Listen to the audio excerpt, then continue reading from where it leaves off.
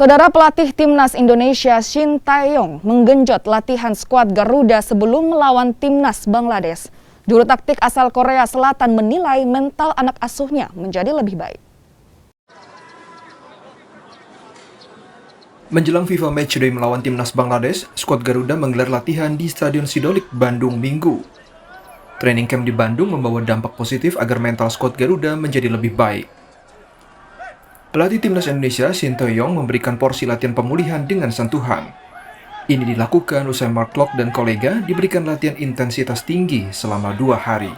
일단 어제부터 좀 오늘 오전까지 상당히 강도 높은 체력 훈련을 했고 오늘은 선수들 이제 Rencananya para pemain Timnas akan berhadapan dengan Timnas Bangladesh di Stadion Sijalak Harupat Soreang, Kabupaten Bandung Barat pada Rabu mendatang.